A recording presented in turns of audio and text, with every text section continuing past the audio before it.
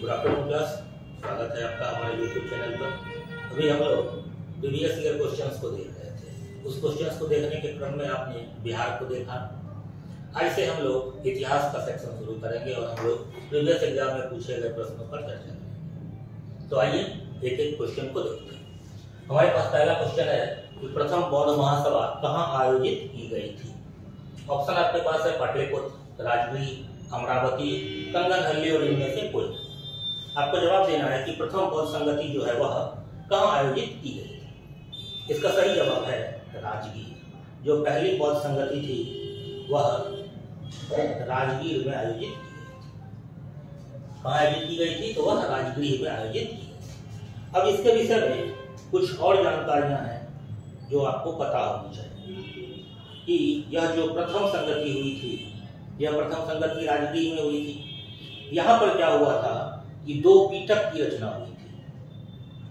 दो पीठक की रचना इस प्रथम बौद्ध संगति में हो गई थी। कौन कौन सा था? तो एक था विनय पीठक और दूसरा था सुत्त पीठक। एक था विनय पीठक और दूसरा था सुत्त पीठक। इन दोनों की रचना जो है वह प्रथम बौद्ध संगति में हो गई थी। इसके विषय में कुछ और जानकारियां आपको पता होनी चाहिए, उसको भी जरा देख लेते हैं। तो देखिए, यह जो पहली बौद्ध संगति है, यह तो पता होगा कि 483 ईस्वी में हुआ था। पहली बौद्ध संगति 483 ईस्वी पूर्व में हुआ था और यह हुआ था आपका राजगीर में। यह जो है आपका हुआ था कहां पर? तो राजगीर या फिर राजगीर में। ठीक है, लेकिन यहाँ पर जो आपसे सवाल पूछा जाता है कि किसके शासनकाल में हुआ था, तो यह हुआ था अजातशत्रु के शासनकाल में। यह हुआ था अजातशत्रु के शासनकाल में पहला बौद्ध संगति आयोजित किया गया।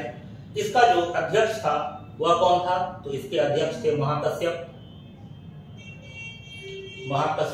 और इसी में आपने देखा कि दो पीठक, विनय पीठक और सुत्त पीठक की जो रचना है वह इसी में हुई है। इसी प्रथम बौद्ध संगति में सुत्त पीठक की रचना हुई है। ये चीजें स्पष्ट है।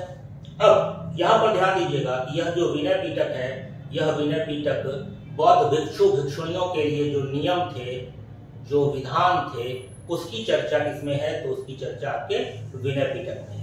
सुत्त पीठक में जो है यह महात्मा बुद्ध के जो प्रवचन है, महात्मा बुद्ध ने जो जगह जगह प्रवचन दिए हैं, उसका संकलन जो है वह आपके सुत्त पीठक में है। इस सुत्त पीठक की जो रचना है वह रचना की है आनंद ने। महात्मा बुद्ध के जो शिष्य थे आनंद, उनके द्वारा इसे सुत्त पीठक की रचना की गई है। यह जो सुत्त पीठक है इसके कुल 5 भाग हैं। सुत्त पीठक के कुल 5 भाग हैं और वह कौन कौन से हैं? तो आपने नाम सुना होगा दीर्घ निकाय, फिर आपने नाम सुना होगा मध्यम निकाय, उसके साथ साथ संयुक्त निकाय, चौथा जो है वह है अंगुत्तर निकाय और 5वां जो है वह है खुद्दक निकाय। खुद्दक निकाय। ये सारी चीजें पहली बौद्ध संगति में हो चुकी थी। जो पहला बौद्ध संगति 483 बीसी में हुआ था उसमें ये सारे काम हो चुके थे। यह जो अंगुत्तर निकाय है, आपको पता होगा कि 16 महाजनपद की जो जानकारी हमको प्राप्त होती है तो वह इस अंगुत्तर निकाय से भी प्राप्त होती है। 16 महाजनपद की जो जानकारी है वह इस अंगुत्तर निकाय से भी हमको प्राप्त होती है। अब जब हम दूसरे बौद्ध सम्मेलन की बात करें, जब दूसरे बौद्ध सम्मेलन की बात करें तो यह जो दूसरा बौद्ध सम्मेलन है यह कब हुआ था? तो यह हुआ था 383 बीसी में। यह हुआ था 383 बीसी में। किसके काल में हुआ था? तो यह हुआ था कालाशोक के काल में। और यह कहां पर हुआ था? तो यह हुआ था वैशाली में। और इसके जो अध्यक्ष थे वह कौन थे? तो इसके अध्यक्ष थे सवाकामी। अब यहाँ पर एक चीज ध्यान रखिएगा कि बौद्ध धर्म में जो पहला विभाजन होता है वह इसी दूसरे बौद्ध सम्मेलन में होता है, इसी दूसरे बौद्ध संगति में हो जाता है। कौन कौन सा विभाजन होता है? तो वह होता है स्थविरवादी और महासांघिक। स्थविरवादी और महासांघिक यह जो है यह दो विभाजन बौद्ध धर्म में हो जाता है, यह दूसरे बौद्ध सम्मेलन में ही हो जाता है। ठीक है, यह जो स्थविरवादी है, इनके जो नेता थे, इनके जो अगुआ थे, उनका नाम था महाकच्चायन। महाकच्चायन के नेतृत्व में ही यह पहला विभाजन बौद्ध धर्म में हो गया। बौद्ध धर्म दो भागों में बंट गया, स्थविरवादी और महासांघिक। फिर जब हम तीसरे बौद्ध सम्मेलन की बात करें तो यह जो तीसरा बौद्ध सम्मेलन हुआ था, यह हुआ था 251 ईस्वी में। इसके काल में तो यह हुआ था अशोक के काल में, और यह कहां पर हुआ था, तो यह हुआ था पाटलिपुत्र में, यानी कि आज के पटना में इसका आयोजन किया गया था। इसके जो अध्यक्ष थे उनका नाम था मोगलीपुत्र तिस,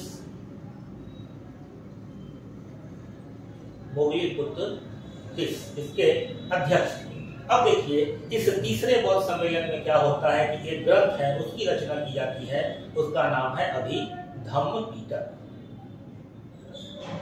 बौद्ध धर्म के जो 3 ग्रंथ हैं, तो उसमें से तीसरा ग्रंथ जो अभिधम्म पिटक है, उसकी रचना जो है वह इसी तीसरे बौद्ध संगति में कर दी गई। अब यह जो अभिधम्म पिटक है, इसके भी बहुत सारे भाग हैं, इसके बहुत सारे भाग हैं। तो देखिए अभिधम्म पिटक के कौन कौन से भाग हैं। तो अभिधम्म पिटक का एक भाग धम्म संगिनी कहलाता है, एक भाग धम्म संगिनी कहलाता है। दूसरा भाग जो है इसका विभंग कहलाता है। इसका जो तीसरा भाग है वह कथावत्थु कहलाता है। इस कथावत्थु के जो रचनाकार हैं, इस कथावत्थु के जो रचनाकार हैं वह कौन है, तो वह मोगलीपुत्र तिस है। ठीक है, फिर इसका जो अगला भाग है वह है, इसका जो अगला भाग है वह है आपका पुंगल पंचित। पुंगल पंचित इसका अगला भाग है। फिर इसका अगला भाग यमक है, और फिर इसका जो अगला भाग है वह है पेट्ठान, और इसका जो अंतिम भाग है उसका नाम है धातु कथा। तो कुल इसके 7 भाग हैं अभिधम्म पिटक के। और अभिधम्म पिटक में क्या है, तो अभिधम्म पिटक में बौद्ध धर्म की जो दार्शनिक व्याख्या है वह इस अभिधम्म पिटक में है। बौद्ध धर्म की दार्शनिक व्याख्या आपको अभिधम्म पिटक में देखने को मिलती है। ठीक है, फिर जब हम अगले बौद्ध सम्मेलन की बात करें, क्योंकि कुल 4 बौद्ध सम्मेलन हुए हैं, तो जब हम चौथे बौद्ध सम्मेलन की बात करें तो यह कब हुआ था, तो यह हुआ था 1st सेंचुरी एडी में। यह हुआ था 1st सेंचुरी एडी में। कहां पर हुआ था, तो कश्मीर में। कश्मीर में भी कहां हुआ था, तो यह हुआ था कुंडलवत में। किसके शासनकाल में हुआ था, तो यह था कनिष्क के शासनकाल में। यह जो चतुर्थ बौद्ध सम्मेलन है वह किसके काल में था, तो यह था कनिष्क के काल में। और इसके जो अध्यक्ष थे वह कौन थे, तो वह थे वसुमित्र। यहाँ पर क्या होता है, यहाँ पर बौद्ध धर्म का फिर से विभाजन होता है, और यहाँ पर जो है बौद्ध धर्म वह हीनयान और महायान नामक शाखा में बढ़ जाता है। हीनयान और महायान नामक शाखा में यहाँ पर बौद्ध धर्म बढ़ जाता है। वास्तव में जो स्थविरवादी था, जो स्थविरवादी लोग थे वही हीनयानी कहलाए, और जो महासंघिक थे वही महायानी कहलाए। जो स्थविरवादी लोग थे वही हीनयानी कहलाए, और जो महासांघिक लोग थे वही महायानी कहलाए। तो यहाँ पर बौद्ध धर्म का दूसरा विभाजन हो जाता है। तो बौद्ध सम्मेलन से रिलेटेड जो कुछ महत्वपूर्ण पॉइंट थे, कुछ महत्वपूर्ण बिंदु थे जहां से आपको एग्जाम में सवाल पूछा जा सकता है, तो हमने उन सबको यहाँ पर देख लिया। चलिए अब आते हैं हम लोग अगले क्वेश्चन। अब आपके सामने अगला प्रश्न है कि किस गुप्त शासक ने अपने बड़े भाई की हत्या कर सत्ता प्राप्त करी।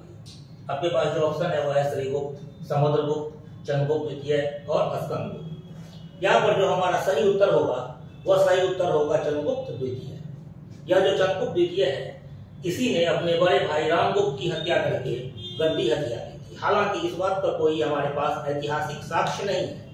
इस बात की चर्चा सिर्फ साहित्यों में है, और साहित्य में खास करके जो विशाखदत्त की रचना है देवी चंद्रगुप्तम, उसमें इस बात की चर्चा है कि चंद्रगुप्त द्वितीय ने अपने बड़े भाई रामगुप्त की हत्या करके गद्दी हथिया ली और रामगुप्त की विधवा ध्रुव देवी से विवाह कर दिया। इस बात का हालांकि कोई हमारे पास ऐतिहासिक साक्ष्य नहीं है, सिर्फ साहित्यिक स्रोतों से हमको इस बात की जानकारी प्राप्त होती है। ठीक है, चलिए आगे बढ़े।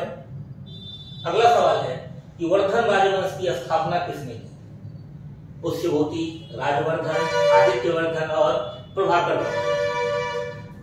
यह सवाल जो है बड़ा ही कंफ्यूजन क्रिएट करने वाला सवाल है। हालांकि बीपीएससी ने इसका जवाब पुष्यभूति को माना है, तो आप लोग भी इसका जवाब पुष्यभूति ही मान करके चले कि वर्धन वंश की जो स्थापना है वह किसने की, तो वह पुष्यभूति ने की। क्लियर है? अब देखिए अगला जो सवाल है यह है कि रोमन साम्राज्य से व्यापारिक संबंध किसने स्थापित किया? ऑप्शन है आपके पास कुषाण, चेर, पश्चिमी शक और वाकाटक। अब देखिए यहाँ भी बहुत ही कंफ्यूजन है, बड़ा ही इंटरेस्टिंग सवाल है। इंटरेस्टिंग इसलिए है कि अगर हम व्यापारिक संबंध की बात करें तो कुषाणों का भी व्यापारिक संबंध रोमन साम्राज्य के साथ था और चेर का भी व्यापारिक संबंध रोमन साम्राज्य के साथ था। रोमन साम्राज्य के साथ व्यापारिक संबंध होने के कारण ही प्लिनी इस बात पर दुख व्यक्त करता है। प्लिनी कहता है कि भारत ऐसा दलदल है जहां रोम का सारा सोना जाकर के धंस जा रहा है। तो यहाँ पर जवाब दोनों होना चाहिए। हालांकि बीपीएससी ने इसका जवाब सिर्फ और सिर्फ कुषाण को माना है। यह इसी बार का क्वेश्चन है 67वीं बीपीएससी का, और बीपीएससी ने इसका जवाब कुषाण माना है। हालांकि इसका सही जवाब होना चाहिए था ई, इनमें से एक से अधिक, क्योंकि कुषाण और चेर दोनों का संबंध रोमन साम्राज्य से था। चलिए अगला जो सवाल है, अगला सवाल है कि मगध शासक बिंबिसार का चिकित्सक कौन था? ये बहुत ही स्ट्रेट फॉरवर्ड क्वेश्चन है, आप लोगों ने बहुत बार पढ़ा होगा कि मगध शासक बिंबिसार का जो चिकित्सक था वह था जीवक। वह कौन था? तो वह था जीवक। चलिए अगले क्वेश्चन पर आते हैं। अगला क्वेश्चन है कि मुस्लिम शासक जिसका साम्राज्य दारुल इस्लाम का एक भाग माना जाता था। दारुल इस्लाम, मुस्लिम शासक जिसका साम्राज्य दारुल इस्लाम का एक भाग माना जाता था, वह कौन था? ऑप्शन आपके पास है बलबन, रजिया, इल्तुतमिश और नसीरुद्दीन। यहां पर सबसे पहले समझिए दारुल इस्लाम क्या होता है। दारुल इस्लाम का मतलब हुआ मुस्लिम साम्राज्य। मुस्लिम साम्राज्य कहने का मतलब हुआ कि ऐसा साम्राज्य जिसमें कि खलीफा ने लोगों को खिल्लत दे दिया शासक को। एक खलीफा होता था और इस खलीफा से जब कोई शासक खिल्लत प्राप्त करता था, जब कोई शासक खिल्लत प्राप्त करता था तो इसको कहते थे दारुल इस्लाम। खिल्लत क्या होता है? तो खिल्लत एक तरह का अधिकार पत्र हुआ जो खलीफा किसी शासक को देता था कि हाँ अब तुम उस क्षेत्र पर शासन कर सकते हो, तुम उस क्षेत्र के राजा हो। तो जब आप इन ऑप्शंस को देखेंगे इसमें सिर्फ इल्तुतमिश एक ऐसा शासक है जिसने कि खलीफा से खिल्लत प्राप्त किया था। इल्तुतमिश के अलावा बाकी किसी भी शासक ने खलीफा से कोई खिल्लत प्राप्त नहीं किया। तो इसलिए इसका जो आंसर हो जाएगा वह हो जाएगा इल्तुतमिश। ठीक है, अगला सवाल हमारे सामने है कि इनमें से किसने खलीफा की शक्ति का विरोध किया था? इनमें से किसने खलीफा की शक्ति का विरोध किया? इल्तुतमिश, अलाउद्दीन खिलजी, मोहम्मद बिन तुगलक और बलबन। अब यहाँ पर जो इसका जवाब होना चाहिए था, अगर आप लोगों ने देखा होगा तो इसमें मोहम्मद बिन तुगलक ने भी खलीफा का विरोध किया, अलाउद्दीन खिलजी ने भी खलीफा का विरोध किया और कहीं न कहीं बलबन ने भी खलीफा का विरोध किया। अलाउद्दीन खिलजी ने राजत्व का सिद्धांत दिया, बलबन ने शासन में खलीफा को साइड कर दिया और मोहम्मद बिन तुगलक ने बिल्कुल भी खलीफा की बात को नहीं सुना। उसने कभी भी खलीफा को कोई महत्व नहीं दिया। तो इसका जो आंसर सही हो जाएगा वह हो जाएगा ई, इनमें से एक से अधिक।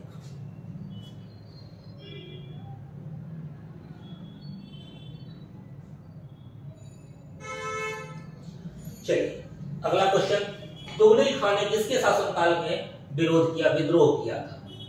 ऑप्शन आपके पास है बलबन, अलाउद्दीन खिलजी, फिरोज शाह तुगलक और खिज्र खान। इसका जो सही जवाब होगा यह होगा बलबन। यह क्या होगा? तो बलबन। तुगलक खान जो है वह बंगाल का सूबेदार था। कहां का सूबेदार था? तो यह बंगाल का सूबेदार था। चूंकि यह भी चालीसा दल का सदस्य था और जब बलबन शासक बनता है तो इसने क्या किया, चालीसा ग्रुप को समाप्त कर दिया। इस चालीसा ग्रुप के समाप्त करने के कारण तुगरिल खां जो है उसने बंगाल में विद्रोह कर दिया, उसने बंगाल में अपने आप को स्वतंत्र घोषित कर दिया। यहाँ पर बलबन ने जो उस समय अवध का सूबेदार था अमीन खां, इस अमीन खां को इस विद्रोह को दबाने के लिए बंगाल भेजा। हालांकि अमीन खां इस विद्रोह को दबा नहीं पाया, पराजित होकर के वापस आया। तो इस गुस्से में बलबन ने इस अमीन खां का सर काट करके अयोध्या के दरवाजे पर टंगवा दिया।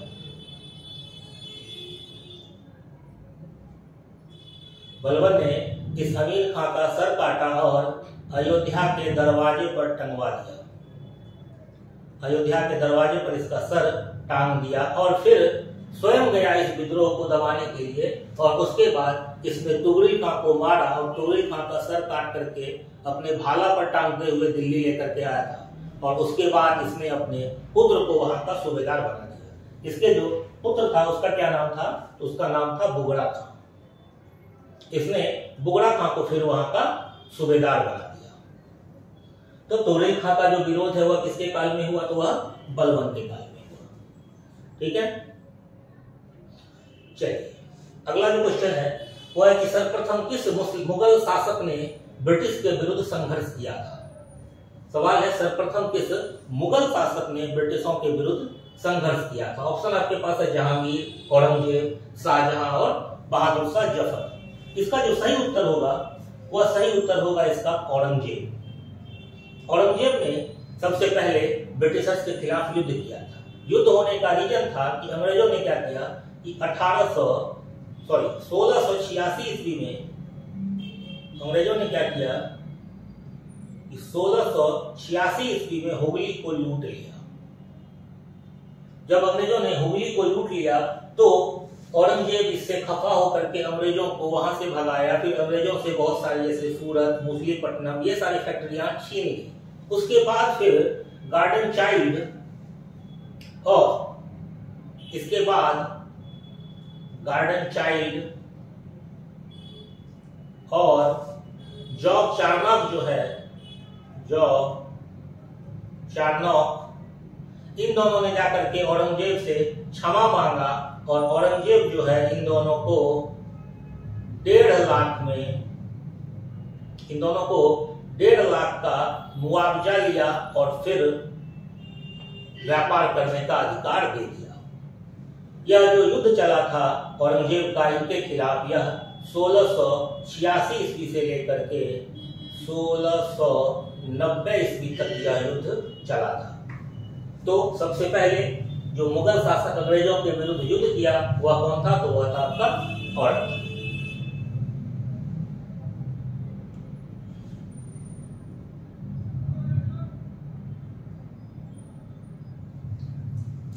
अब देखिए अगला सवाल जो है वह है कि निम्न में से कौन से सामाजिक सुधार विलियम बेंटिक ने प्रारंभ किए। सती प्रथा का उन्मूलन, दास प्रथा का उन्मूलन, धर्म परिवर्तन के कारण अयोग्यता के प्रावधान को हटाना और ठगों के संगठित गिरोह का दमन। यह सवाल बड़ा ही इंटरेस्टिंग है और यह सवाल जो है 67वीं यूपीएससी का है और इस पर काफी विवाद हुआ। क्योंकि जब आप यहाँ कूट मिलान करने जाएंगे तो आपको पता है कि सती प्रथा का उन्मूलन जो है विलियम बेंटिक ने किया।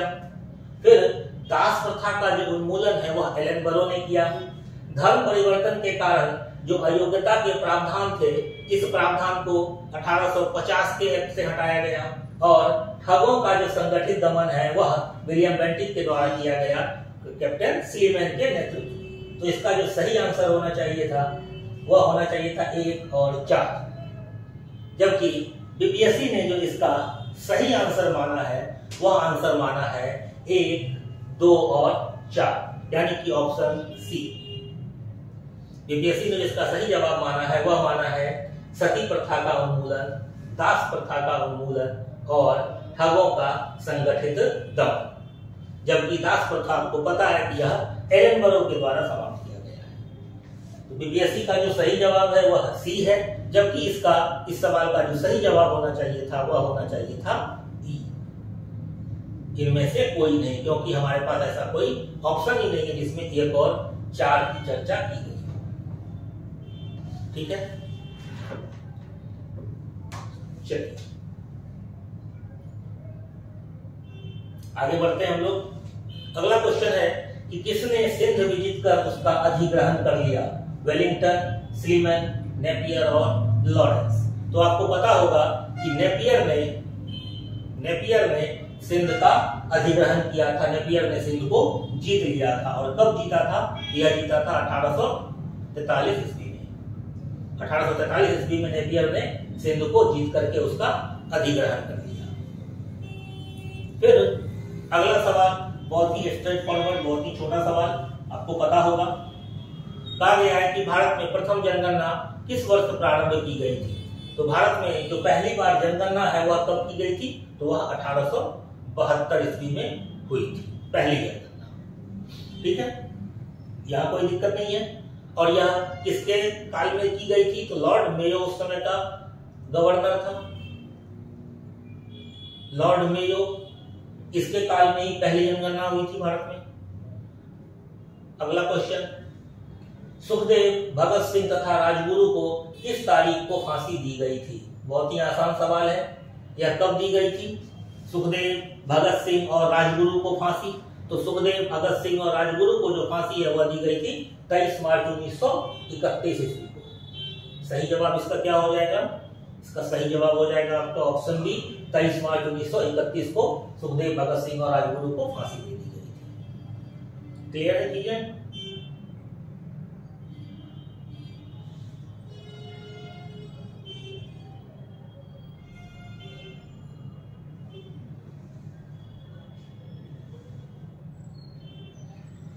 चलिए अगला सवाल है कि महात्मा गांधी द्वारा 1940 में प्रारंभ किए गए व्यक्तिगत सत्याग्रह के तीसरे सत्याग्रही कौन थे?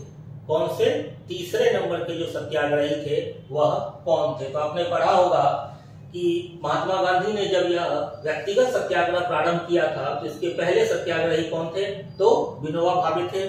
दूसरे सत्याग्रही जवाहरलाल नेहरू थे और तीसरे सत्याग्रही ब्रह्मदत्त थे। तो इसका जो सही जवाब है वह क्या हो जाएगा? वह हो जाएगा आपका ऑप्शन डी। अगला सवाल, भारत छोड़ो आंदोलन के दौरान खुफिया रेडियो किसने प्रारंभ किया था?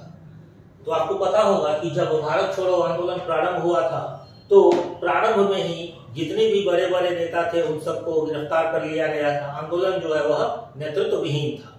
लेकिन आंदोलन जब अपने दूसरे चरण में पहुंचता है, जब जयप्रकाश नारायण जेल से भाग करके अंडरग्राउंड होते हैं और आजाद दस्ता बनाते हैं, तो उसके बाद खुफिया रेडियो का संचालन प्रारंभ होता है और यह किया जाता है उषा मेहता के द्वारा, जहां पर कि लोगों को आंदोलन के बारे में बताया जाता है, लोगों को मोटिवेट किया जाता है आंदोलन के लिए। तो इसका जो सही जवाब होगा वह होगा आपका ऑप्शन ए, उषा मेहता। अगला क्वेश्चन, सीमांत गांधी के नाम से कौन जाने जाते हैं? बहुत ही आसान सवाल है। सीमांत गांधी के नाम से कौन जाने जाते हैं? तो जाने जाते हैं आपका ऑप्शन डी, खान अब्दुल गफ्फार खान। खान अब्दुल गफ्फार खान जो है, इन्होंने एक संगठन बनाया था जिसका नाम था खुदाई खिदमतगार। खुदाई खिदमतगार नाम का इन्होंने एक संगठन बनाया था। इस संगठन को लाल कुर्ती संगठन भी कहते हैं। इसी संगठन को लाल कुर्ती संगठन भी कहते हैं, क्योंकि इसमें जो लोग इस संगठन से जुड़ते थे वो क्या करते थे? तो लाल रंग का कुर्ता पहनते थे, लाल कपड़ा धारण करते थे, इसीलिए इसको लाल कुर्ती संगठन भी कहा जाता है। इनको बादशाह खान के नाम से भी जाना जाता है। खान अब्दुल गफ्फार खान को बादशाह खान के नाम से भी जाना जाता है। ठीक है, चलिए अगला क्वेश्चन, झांसी की रानी लक्ष्मीबाई की मृत्यु कहां पर हुई थी? सबको पता है इसका जवाब। उनकी मृत्यु कहां पर हुई थी? तो उनकी मृत्यु हुई थी ग्वालियर में। और जब ग्वालियर में इनकी मृत्यु हुई थी तो जिस अंग्रेज कैप्टन के साथ इनका युद्ध हुआ था उसका क्या नाम था? उसका नाम था ह्यूरोज। इस ह्यूरोज ने कहा था कि विद्रोहियों में अकेला मर्द जो है वह कौन था? तो वह रानी लक्ष्मीबाई थी। विद्रोही 1857 के विद्रोहियों में जो अकेला मर्द था वह कौन था? तो रानी लक्ष्मीबाई थी। चलिए अगला क्वेश्चन, बंगाल विभाजन के विषय में किसने कहा था विभाजन हमारे ऊपर बम की तरह गिरा? सुरेंद्रनाथ बनर्जी, गोपाल कृष्ण गोखले, विपिन चंद्र पाल या फिर चित्तरंजन दास? तो बंगाल विभाजन के विषय में सुरेंद्रनाथ बनर्जी ने कहा था कि यह जो विभाजन है यह हमारे ऊपर बम की तरह गिरा है। सुरेंद्रनाथ बनर्जी उस समय के बहुत बड़े राजनीतिज्ञ थे, इसीलिए इनको बंगाल का बिना ताज का बादशाह भी कहा जाता है। बिना ताज का बादशाह सुरेंद्रनाथ बनर्जी को कहा जाता है। सुरेंद्रनाथ बनर्जी ने ही एक संगठन बनाया था जिसका नाम था भारतीय राष्ट्रीय समिति। भारतीय राष्ट्रीय समिति नाम का एक संगठन भी इन्होंने बनाया था। किसने? तो सुरेंद्रनाथ बनर्जी। चलिए अगला सवाल कि सरदार उधम सिंह ने किसे मारा था? जनरल डायर को, कर्जन वायली को, माइकल ओडायर को या फिर सैंडर्स? तो उधम सिंह ने जो मारा था वह मारा था माइकल ओडायर को। माइकल ओडायर को इसलिए मारा था कि जब जलियांवाला बाग हत्याकांड हुआ था तो उस समय पंजाब का जो गवर्नर था वह गवर्नर माइकल ओडायर था। सैंडर्स की हत्या भगत सिंह ने की थी। सैंडर्स की हत्या भगत सिंह ने की थी और कर्जन वायली की जो हत्या है यह की थी मदन लाल ढींगरा ने।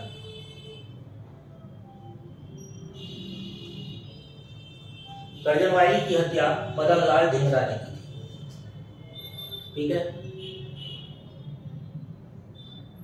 अगला बारडोली सत्याग्रह का सफल नेतृत्व किसने किया था? वल्लभ भाई पटेल ने, मोतीलाल नेहरू, जेबी कृपलानी, जवाहरलाल नेहरू?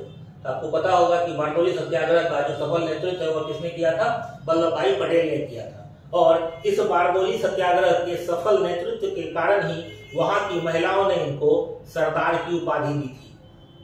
वहां की महिलाओं ने इनको सरदार की उपाधि दी थी और यह सरदार की उपाधि महिलाओं की तरफ से इनको महात्मा गांधी ने दी थी। यह उपाधि जो है महिलाओं की तरफ से इनको महात्मा गांधी ने दिया था, महिलाओं की तरफ से सरदार की उपाधि। और यह जो बारडोली सत्याग्रह है यह हुआ था 1928 ईस्वी में। कब हुआ था? तो यह हुआ था 1928 ईस्वी में।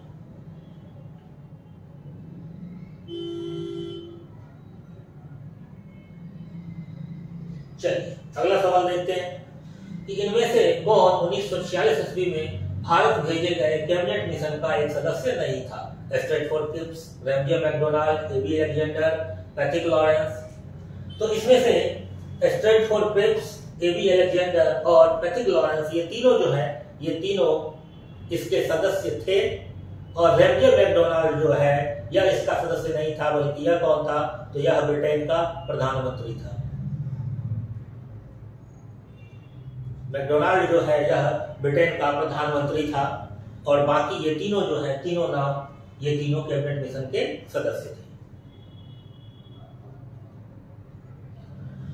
अगला क्वेश्चन, प्रसिद्ध गांधी इरविन समझौता किस वर्ष हुआ था? 1929, 1930, 1931 या फिर 1932? तो यह जो गांधी इरविन समझौता है यह 1931 ईस्वी में हुआ था और इसमें कुछ समझौते हुए थे महात्मा गांधी और लॉर्ड इरविन के बीच। यह जो समझौता है यह समझौता आपका 5 मार्च 1931 को हुआ था। यह जो समझौता है यह 5 मार्च 1931 ईस्वी को हुआ था और इसमें सभी राजनीतिक बंदियों को छोड़ देने की बात हुई थी। राजनीतिक बंदी मतलब वैसे व्यक्ति जो किसी हत्या में, जो किसी अपराध में संलिप्त नहीं है, ऐसे लोगों को रिहा कर देने की बात थी। फिर भारतीयों को समुद्र किनारे अपने इस्तेमाल के लिए नमक बना देने की आज्ञा की बात इसमें थी। उसके बाद भारतीय जो है वह विदेशी कपड़ा और शराब की दुकान के सामने धरना दे सकते हैं, यह भी इस समझौते के अंदर था। उसके बाद एक और जो इसका महत्वपूर्ण बिंदु था वह यह था कि आंदोलन के दौरान जो लोग गिरफ्तार किए गए हैं और उनकी जो संपत्तियां जब्त कर ली गई है तो वह संपत्ति भी सरकार उनको वापस कर दी। तो ये सारे कुछ मुख्य बिंदु थे जो इस गांधी इरविन समझौते के अंतर्गत किए गए थे। अगला सवाल, भारतीय राष्ट्रीय कांग्रेस ने किस सत्र में पूर्ण स्वतंत्रता का प्रस्ताव पारित किया था? 1920 नागपुर, 1924 बेलगांव, 1929 लाहौर या फिर 1931 कराची। तो आपको पता होगा कि 1929 के लाहौर अधिवेशन में कांग्रेस ने पूर्ण स्वतंत्रता का प्रस्ताव पारित किया था, पूर्ण स्वाधीनता का प्रस्ताव पारित किया था। इसके जो अध्यक्ष थे वह कौन थे? इसके अध्यक्ष थे पंडित जवाहरलाल नेहरू।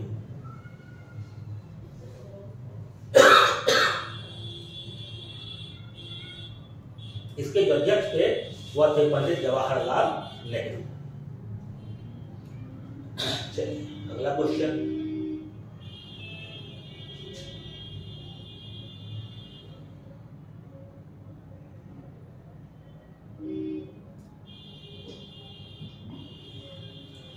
अगला क्वेश्चन है कि सुभाष चंद्र बोस ने निकोबार द्वीप को नया नाम क्या दिया था? स्वराज द्वीप, शहीद द्वीप, बलिदान द्वीप या फिर नवोदय द्वीप? तो गांधी जी ने सुभाष चंद्र बोस ने जो नया नाम दिया था इस निकोबार द्वीप को, वह नया नाम था स्वराज द्वीप। वह नया नाम क्या था? तो वह नाम था स्वराज द्वीप। सुभाष चंद्र बोस ने निकोबार को ही स्वराज द्वीप का नाम दिया था। ठीक है, उसके बाद चलिए अगला क्वेश्चन।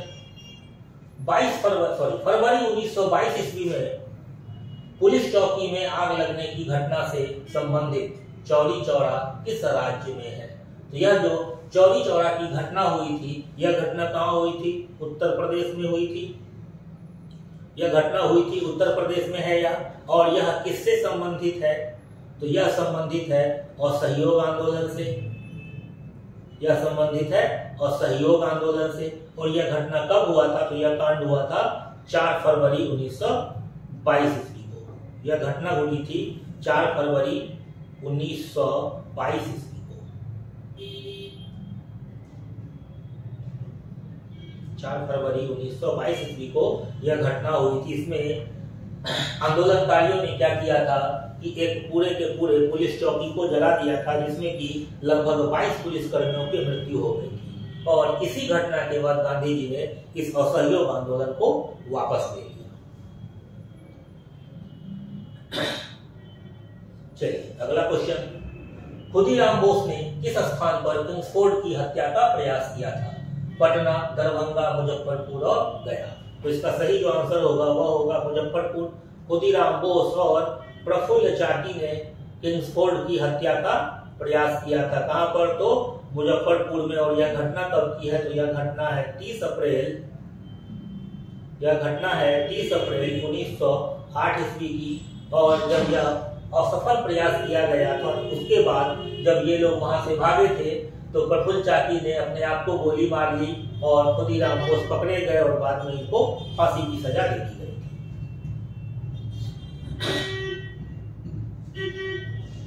अगला सवाल। 1942 ईस्वी में किस त्योहार के अवसर पर जयप्रकाश नारायण हजारीबाग जेल से निकल भागे थे? तो यह भागे थे दिवाली के अवसर पर। जब 1942 में इनको भारत छोड़ो आंदोलन के दौरान गिरफ्तार कर लिया गया था, तो दिवाली के अवसर पर यह हजारीबाग जेल से भाग गए थे। और इसके साथ तो अपने 5 साथियों के साथ यह वहां से भाग गए थे। और उसके बाद ये अंडरग्राउंड हो गए और फिर इन्होंने आजाद दस्ता का गठन किया। और भूमिगत रहते हुए ही इसका नेतृत्व किया और इस आंदोलन को आगे लेकर गए। चलिए अगला सवाल है हमारे पास कि निम्न में से कौन सा हड़प्पा कालीन स्थल गुजरात में है? लोथल, डाबरकोट, कालीबंगा, राखीगढ़ी। तो इनमें से कौन सा स्थल जो है गुजरात में है? तो आपको पता होगा कि लोथल नाम का जो साइट था वह हड़प्पा सभ्यता का क्या था? गोदीवाड़ा था। हड़प्पा सभ्यता का गोदीवाड़ा था, मतलब यह बंदरगाह था। तो यही लोथल नाम का जो साइट है यह कहां पर है? तो यह गुजरात में है। और यह किस नदी के किनारे है? तो यह भोगवा नदी के किनारे अवस्थित है। अब अगला सवाल हमारे पास है कि चोल वंश का संस्थापक कौन था? विजयालय, कलिकाल, आदित्य प्रथम या फिर राजराज प्रथम? तो चोल साम्राज्य का जो स्थापना किया था वह किया था विजयालय ने। और यह कब किया था? तो यह किया था 8वीं सदी में। 8वीं सदी में, यानी कि पूर्व मध्यकाल में चोल साम्राज्य की स्थापना की गई थी और किसके द्वारा की गई थी? तो यह की गई थी विजयालय के द्वारा। आप जो आज नटराज की प्रतिमा देखते हैं, जो नटराज की प्रतिमा आज आप देख रहे हैं, वही नटराज की प्रतिमा चोल काल का सबसे उत्कृष्ट मूर्ति माना जाता है। चोल काल का सबसे उत्कृष्ट मूर्ति जो है वह नटराज की प्रतिमा को माना जाता है। क्लियर है? चलिए अगला क्वेश्चन, प्रथम बौद्ध संगति के अध्यक्ष कौन थे? अभी हमने पूरे चारों बौद्ध संगति को देख लिया था। चारों बौद्ध संगति से संबंधित जितने भी सवाल बन सकते थे हमने उन सबको देख लिया था। तो आपको पता होगा कि प्रथम बौद्ध संगति के जो अध्यक्ष थे वह कौन थे? तो वह थे महाकश्यप। ऑप्शन बी आपका सही जवाब है। क्या थे? तो महाकश्यप। अगला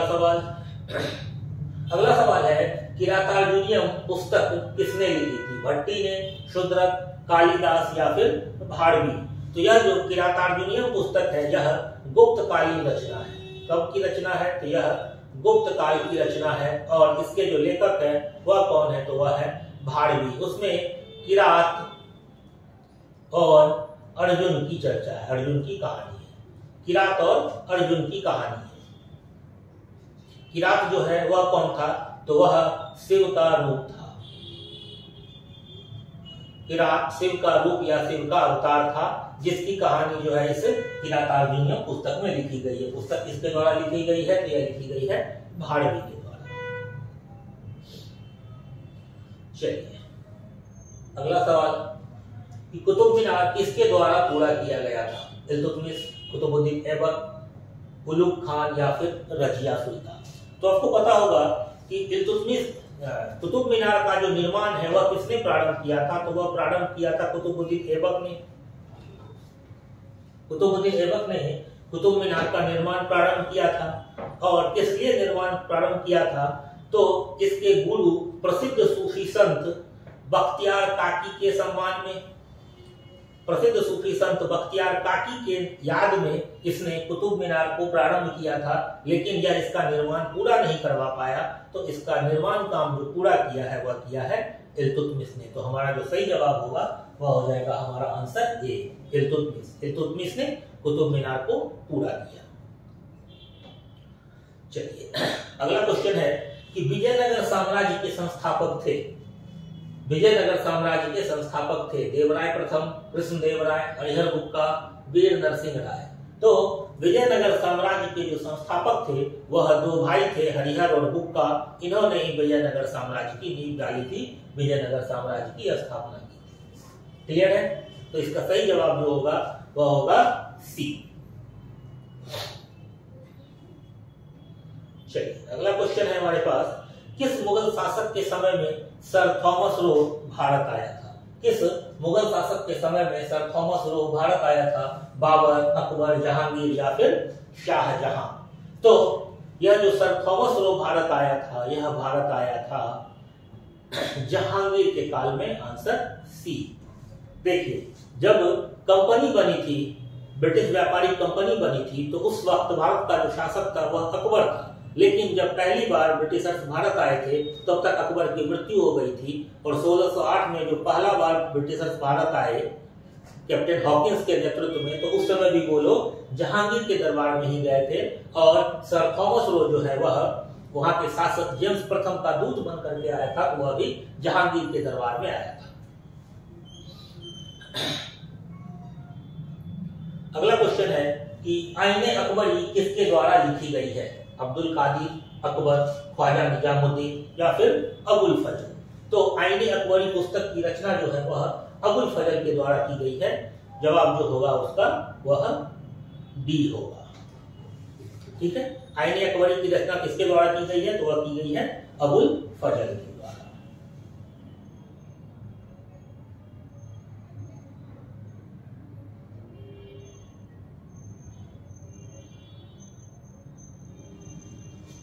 चलिए अगला सवाल हमारे पास है कि रैयतवाड़ी व्यवस्था सर्वप्रथम कहां लागू की गई थी? गुजरात, मद्रास, बंबई या फिर उड़ीसा? अंग्रेजों ने तीन तरह की व्यवस्था को अपनाया था, रैयतवाड़ी, महलवारी और अस्थाई बंदोबस्त। तो अस्थाई बंदोबस्त को हम लोग क्या कहते हैं? जमींदारी भी कहते हैं। अस्थाई बंदोबस्त को हम लोग जमींदारी प्रथा भी कहते हैं। इसमें क्या हुआ था कि जमीन का जो मालिकाना हक है वह किसके पास होता था? तो वह जमींदारों के पास होता था। दूसरा व्यवस्था था रैयतवाड़ी। इस रैयतवाड़ी में जमीन का जो मालिकाना हक था वह किसके पास था? तो वह रैयत के पास था, यानी कि किसान के पास था। और तीसरी व्यवस्था इन्होंने इंट्रोड्यूस की थी वह क्या थी? तो वह थी महलवारी।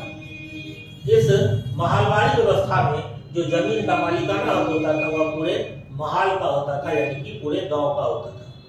यहाँ पर मालगुजारी के लिए जमींदारी में जमींदार इसके उत्तरदायी थे। फिर रैयतवाड़ी में जो मालगुजारी देना था उसके उत्तरदायी स्वयं रैयत थे, यानी कि जमीन पर जिसका अधिकार था वही उसके लिए उत्तरदायी था। और महलवारी व्यवस्था में जो मालगुजारी देने का उत्तरदायी था वह पूरा का पूरा महल था, यानी कि पूरा गांव था। तो यह जो रैयतवाड़ी व्यवस्था है यह सबसे पहले मद्रास में लागू की गई है। सबसे पहले मद्रास में लागू की गई थी और बाद में पूरे ब्रिटिश भारत के 51% हिस्से पर इस रैयतवाड़ी व्यवस्था को लागू किया गया था। पूरे ब्रिटिश भारत के 51% भाग पर इस रैयतवाड़ी व्यवस्था को लागू किया गया था। क्लियर है चीजें? यहां तक बात स्पष्ट है? चलिए अगला सवाल देखते हैं कि 1857 के विद्रोह को किसके द्वारा प्रथम भारतीय स्वतंत्रता संग्राम के रूप में वर्णित किया गया था? बीडी सावरकर, बाल गंगाधर तिलक, आरसी मजूमदार या फिर दादा भाई नौरोजी। तो आपको पता होगा कि एकमात्र व्यक्ति विनायक दामोदर सावरकर ने ही 1857 के विद्रोह को प्रथम भारतीय स्वतंत्रता संग्राम के रूप में वर्णित किया था। इसी ने कहा था कि यह जो आंदोलन या जो विद्रोह था यह भारत का सबसे पहला स्वतंत्रता संग्राम था। क्लियर है? चलिए आगे बढ़ते हैं। अगला सवाल है कि भारतीय राष्ट्रीय कांग्रेस की प्रथम महिला अध्यक्ष कौन थी? सरोजिनी नायडू, एनी बेसेंट, कस्तूरबा गांधी या फिर अरुणा आसफ अली। तो आपको यहाँ यह ध्यान रखना है कि इसने पूछा है कि भारतीय राष्ट्रीय कांग्रेस की प्रथम महिला अध्यक्ष। इसने यह नहीं पूछा है कि पहली भारतीय महिला अध्यक्ष कौन है। अगर पहली भारतीय महिला अध्यक्ष पूछा जाता तब हमारा जवाब होता सरोजिनी नायडू, लेकिन यहाँ पूछा गया है कि पहली महिला अध्यक्ष कौन है। तो पहली महिला अध्यक्ष जो है वह बनी है एनी बेसेंट। और यह कब बनी थी? तो यह 1917 के अधिवेशन में पहली महिला अध्यक्ष बनी थी कांग्रेस। फिर अगर हम बात करें कि सरोजिनी नायडू कब बनी थी, तो सरोजिनी नायडू 1925 के अधिवेशन में कांग्रेस की अध्यक्ष बनी थी। और उसके बाद एक महिला और आती है, तीसरी महिला, जिसका नाम है नलिनी सेनगुप्ता। नलिनी सेनगुप्ता ये भी कांग्रेस की अध्यक्ष बनी है और यह बनी है 1933 ईस्वी में। सिर्फ इतनी ही, यही 3 महिलाएं कांग्रेस की अध्यक्ष बनी है। सबसे पहले एनी बेसेंट 1917 में, फिर सरोजिनी नायडू 1925 में और उसके बाद नलिनी सेनगुप्ता 1933 के अधिवेशन में कांग्रेस की अध्यक्ष बनी। अगला सवाल देखिए। अगला सवाल कहता है कि बहिष्कृत भारत जनरल किसने शुरू किया था? ज्योतिबा फूले, करसन दास मूलजी, बाल गंगाधर तिलक या फिर बाबा साहब अम्बेडकर। तो बहिष्कृत भारत जो है वह किसकी रचना है? तो यह रचना है डॉक्टर BR अम्बेडकर की, यानी कि भीमराव अम्बेडकर, बाबा साहब अम्बेडकर की। तो इसका जो सही जवाब होगा वह हो जाएगा आपका डी।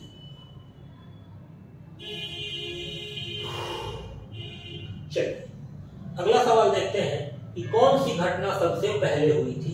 भारत छोड़ो आंदोलन का प्रस्ताव, क्रिप्स मिशन का आगमन, गवर्नर जनरल के पद पर लॉर्ड वेवेल का आगमन या फिर कैबिनेट मिशन का आगमन, या फिर इनमें से कोई नहीं, एक से अधिक। तो इसका सबसे पहले क्रिप्स मिशन भारत आता है और क्रिप्स मिशन आता है मार्च 1942 में।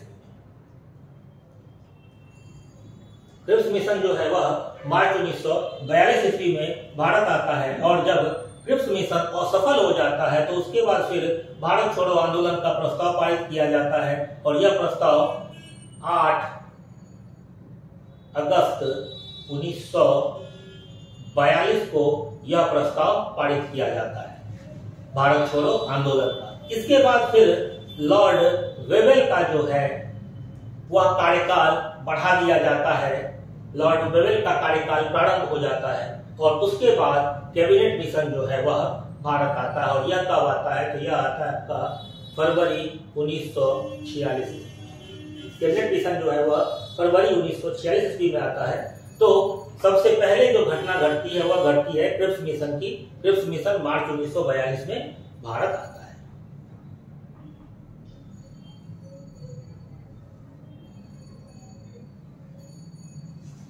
चलिए अगला क्वेश्चन है कि 1929 में लाहौर में आयोजित भारतीय राष्ट्रीय कांग्रेस के अधिवेशन का अध्यक्ष कौन था?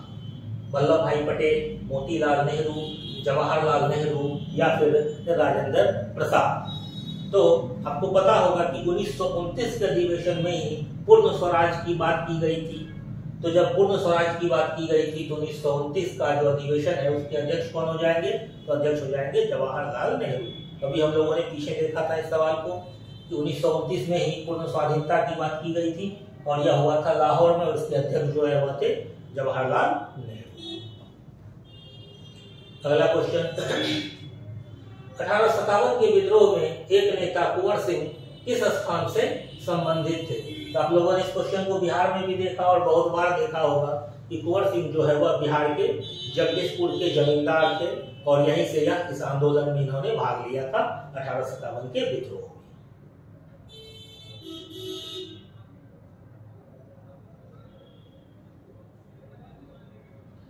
चलिए अगला क्वेश्चन हमारे पास कि भारत छोड़ो आंदोलन के दौरान इनमें से कौन हजारीबाग जेल से फरार हुआ था? अभी हम लोगों ने देखा था कि हजारीबाग जेल से कौन फरार हुए थे? तो वह फरार हुए थे जयप्रकाश नारायण। किस दिन? तो दिवाली के दिन अपने 5 साथियों के साथ यह हजारीबाग जेल से फरार हुए थे। हम लोगों ने पीछे इस क्वेश्चन को देखा था। चलिए अगला क्वेश्चन देखिए। अगला क्वेश्चन है कि भारतीय राष्ट्रीय कांग्रेस के 1922 में आयोजित गया अधिवेशन के अध्यक्ष कौन थे? आप लोगों ने इस क्वेश्चन को बिहार में भी देखा होगा कि गया में जो अधिवेशन आयोजित किया गया था उसके अध्यक्ष कौन थे? तो उसके अध्यक्ष थे चित्तरंजन दास। अगर हम अविभाजित भारत बिहार की बात करें तो बिहार में कुल 3 कांग्रेस के अधिवेशन हुए। पहला अधिवेशन 1912 में हुआ। यह कहाँ हुआ? तो पटना में। कहा? तो बांकीपुर में हुआ। फिर दूसरा अधिवेशन 1922 का अधिवेशन जो गया में है, इसके अध्यक्ष चित्तरंजन दास थे और पटना वाले के अध्यक्ष थे आर.एन. माधोलकर। पटना के जो अध्यक्ष थे वह थे आर.एन. माधोलकर। और फिर जो तीसरा अधिवेशन अविभाजित बिहार में हुआ था वह हुआ था 1940 ईस्वी में। कहां पर? तो रामगढ़ में, जो आज के डेट में झारखंड में है। इस अधिवेशन के जो अध्यक्ष थे उनका नाम था अबुल कलाम आजाद। तो मौलाना आजाद इसके अध्यक्ष थे। मौलाना आजाद से एक चीज और याद रखिएगा, तो कांग्रेस के सबसे कम उम्र के जो अध्यक्ष बने थे वह मौलाना अबुल कलाम आजाद थे। और दूसरा बिंदु याद रखिएगा कि कांग्रेस में सबसे लंबे समय तक जो अध्यक्ष रहे थे वह भी मौलाना अबुल कलाम आजाद ही थे। क्लियर है? चलिए अगला क्वेश्चन देखिए। गदर पार्टी की स्थापना कहां पर हुई थी? जर्मनी, संयुक्त राज्य अमेरिका, फ्रांस या फिर इंग्लैंड? तो गदर पार्टी की जो स्थापना है वह कहां हुई थी? तो वह हुई थी संयुक्त राज्य अमेरिका में। और इसकी शुरुआत कब से मानी जाती है? तो इसकी शुरुआत 1 नवंबर 1913 से मानी जाती है। 1 नवंबर 1913 से मानी जाती है क्योंकि इसी दिन इस गदर आंदोलन का प्रारंभ हुआ था और इसकी पत्रिका का प्रकाशन प्रारंभ हुआ था। क्लियर है? और इसका जो नेतृत्व है वह नेतृत्व किसने किया था? तो वह किया था लाला हरदयाल।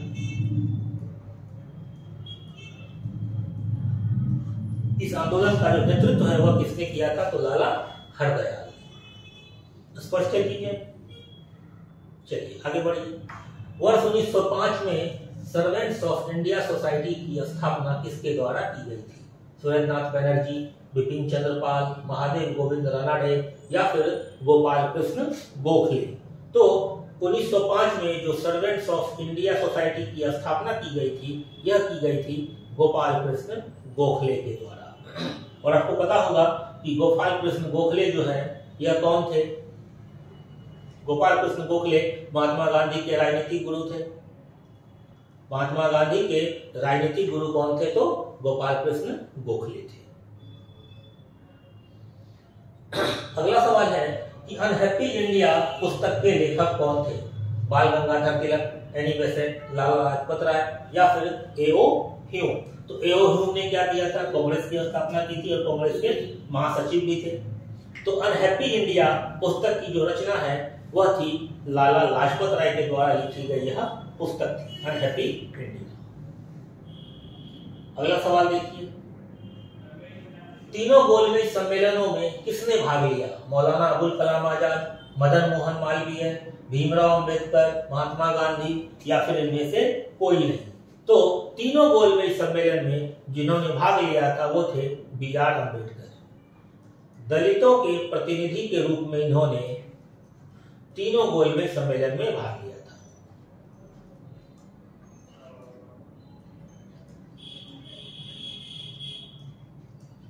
दलितों के प्रतिनिधि के रूप में इन्होंने तीनों गोलमेज सम्मेलन में भाग लिया था। अगला क्वेश्चन देखिए, वर्ष 1876 में इंडियन एसोसिएशन की स्थापना किसने की थी? अभी हम लोगों ने पीछे भी इसकी चर्चा की थी। तो इसकी स्थापना जो है किसने की थी? तो इसकी स्थापना सुरेंद्रनाथ बैनर्जी ने की थी। हम लोगों ने पीछे इसकी चर्चा की थी। चलिए अगला क्वेश्चन देखिए कि सुभाष चंद्र बोस के नाम से पहले सम्मान सूचक, सुभाष चंद्र बोस के नाम से पहले सम्मान सूचक नेताजी किस देश में जोड़ा गया था? भारत में, जर्मनी में, इटली में या फिर जापान में?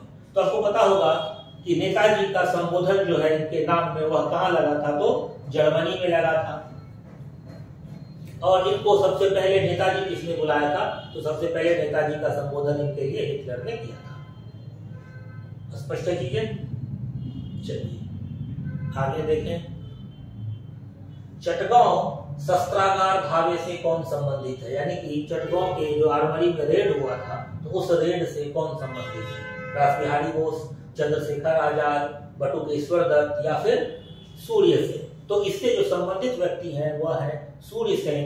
इनको मास्टर दा के नाम से भी जाना जाता है। इनको मास्टर दा के नाम से भी जाना जाता है। तो यह जो सूर्य सेन थे इन्होंने ही उस चटगांव शस्त्रागार पर धावा बोला था, उसको लूट लिया था। और यह जो घटना है यह घटना कब की है? तो यह घटना 18 अप्रैल 1930 की। यह घटना 18 अप्रैल 1930 की घटना है। ठीक है, चलिए अगला क्वेश्चन देखें हम लोग।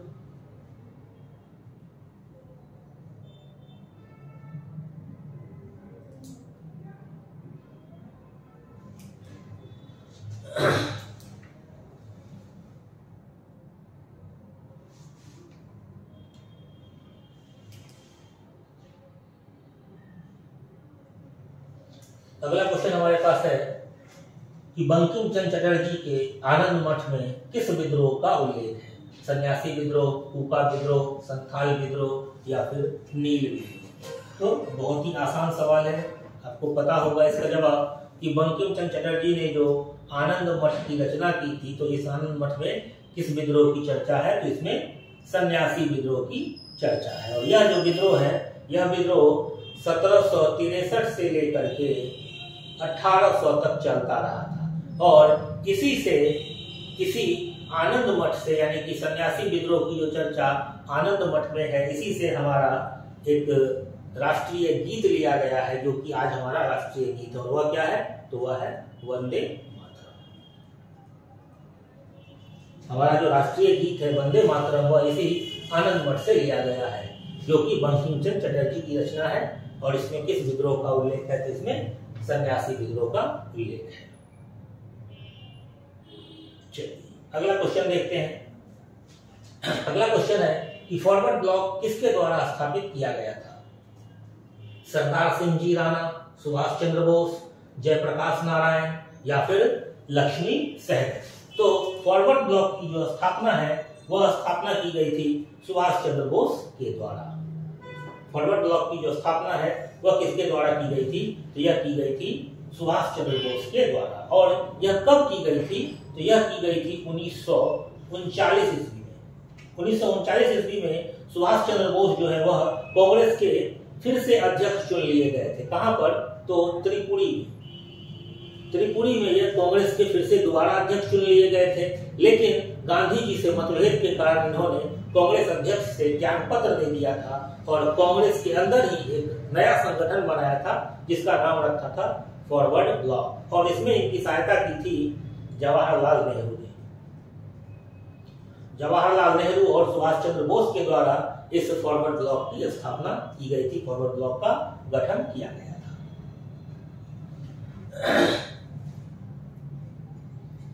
अगला क्वेश्चन है कि अंतरिम सरकार में वित्त मंत्री कौन थे?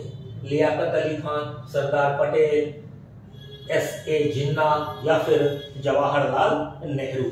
तो अंतरिम सरकार कहने का मतलब कि जब भारत आजाद नहीं हुआ था और भारत के संविधान को बनाने की प्रक्रिया चल रही थी, तो उस क्रम में भारत में जो सरकार स्थापित की गई थी, यानी कि बिना चुनी हुई सरकार जो थी, तो उसमें जो वित्त मंत्री थे वो कौन थे? तो वो थे लियाकत अली खान।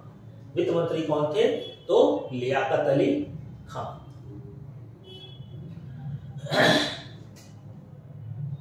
चलिए अगला क्वेश्चन,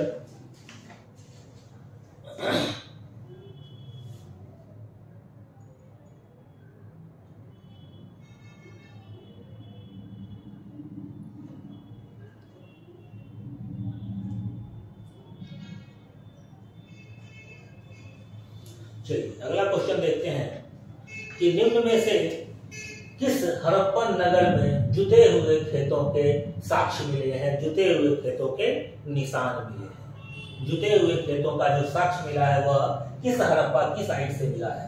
कालीबंगा से, धौलावीरा से, मोहनजोदड़ो से या फिर लोथल से? तो इसका जो सही जवाब होगा वह क्या होगा? तो वह होगा कालीबंगा। इस कालीबंगा से ही जुते हुए खेत का साक्ष्य मिला है। और यह जो कालीबंगा है यह कहां पर है? तो यह कालीबंगा रावी नदी के तट पर है। कालीबंगा जो है यह घग्घर नदी के तट पर है। कालीबंगा घग्घर नदी के तट पर है और यहीं से जो है वह जुते हुए खेतों का साक्ष्य मिला है।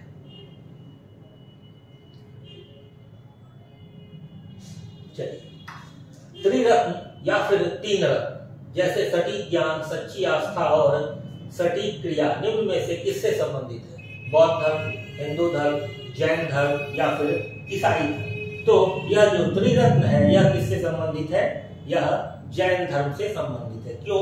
क्योंकि इसमें सटीक ज्ञान, सच्ची आस्था और सटीक क्रिया का वर्णन है, जबकि बौद्ध धर्म के त्रिरत्न में भगवान बुद्ध का नाम भी आता है।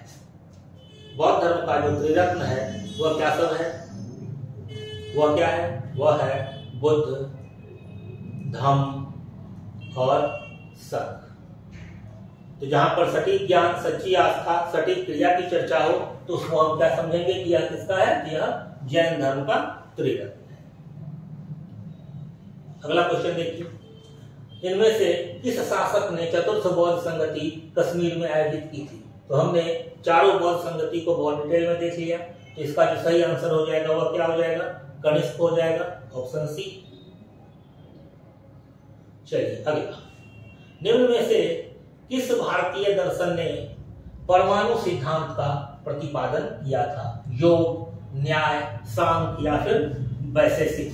तो वैशेषिक दर्शन ऐसा दर्शन है जिसने सबसे पहले परमाणु सिद्धांत दिया था। वैशेषिक दर्शन ने ही सबसे पहले परमाणु सिद्धांत का प्रतिपादन किया था, सबसे पहले परमाणु सिद्धांत दिया था। क्लियर है? और यह जो वैशेषिक दर्शन है यह किसके द्वारा दिया गया था?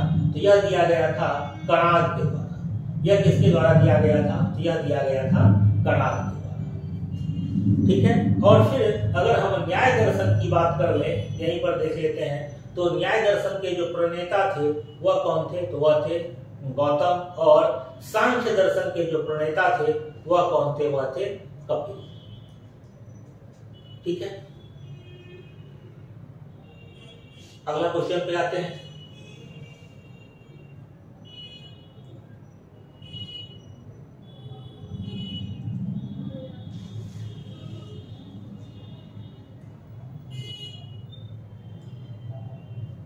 चलिए अगला क्वेश्चन पे आते हैं कि किस दिल्ली सुल्तान ने रक्त एवं लौह की नीति को अपनाया था? इल्तुतमिश, बलबन, अलाउद्दीन खिलजी, मोहम्मद बिन तुगलक। बहुत बार आपने पढ़ा होगा कि रक्त और लौह की जो नीति है वह किसके द्वारा अपनाई गई थी? तो यह बलबन के द्वारा अपनाई गई थी। इसमें बहुत कुछ देखना नहीं है।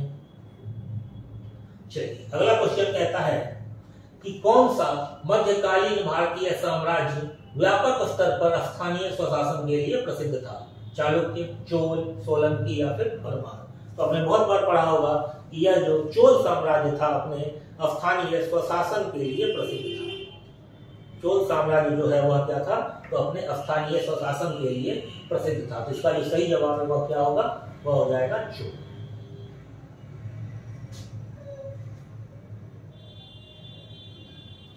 अगला सवाल देखते हैं। अगला सवाल कहता है कि पिट्राडूरा पर्चिकारी निम्न में से किससे संबंधित है? दीवारों में अर्धकीमती पत्थर जड़कर फूलों की नक्काशी करना, मीनारों में टेढ़ी दीवार बनाना, संरचना में मेहराब का इस्तेमाल करना, इमारतों में मार्बल का प्रयोग करना या फिर इनमें से कोई भी। तो यह जो पिट्राडूरा है यह क्या चीज है? सबसे पहले इस बात को हम लोग समझ लें, यह पिट्राडूरा क्या चीज है। तो यह जो पिट्राडूरा है यह दीवारों में नक्काशी करना है, दीवारों में कीमती पत्थरों को जड़ना है। और भारत में जो इसकी शुरुआत हुई थी तो वह कब हुई थी? तो भारत में इसकी शुरुआत की थी नूरजहां ने। भारत में इसकी शुरुआत नूरजहां ने की थी। नूरजहां कौन थी? तो यह जहांगीर की पत्नी थी। नूरजहां जहांगीर की पत्नी थी। तो इसी नूरजहां ने अपने पिता, इनके पिता का नाम था मिर्जा गयास बेग। मिर्जा गयास बेग। इस मिर्जा गयास बेग का जब मकबरा बनाया था तो उसमें हमको पिट्राडूरा का सबसे पहला उदाहरण भारत में देखने को मिलता है। इस मिर्जा गयास बेग को एक उपाधि मिली थी, शायद आप लोग उस नाम से परिचित होंगे। उसका नाम था एतमाउद्दौला। यह एतमाउद्दौला जो है या इसकी उपाधि थी, इसको पदवी मिली थी। इसका नाम था मिर्जा गयास बेग। तो यह जो एतमाउद्दौला का मकबरा है यही पिट्राडूरा का पहला उदाहरण हमको देखने को मिलता है। और शुरुआत किसने किया था? तो वह किया था नूरजहां ने। नूरजहां कौन थी? तो वह जहांगीर की पत्नी थी। स्पष्ट है? आगे बढ़ते हैं, अगला क्वेश्चन देखते हैं। अगला क्वेश्चन है कि किस मुगल शासक ने चित्रकारी के लिए कारखाने बनवाए थे? हुमायूं, जहांगीर, अकबर, शाहजहां या फिर इनमें से कोई नहीं। तो इसका जो सही जवाब होगा एनसीईआरटी के अनुसार अकबर ने चित्रकारी के लिए कारखाने बनवाए थे।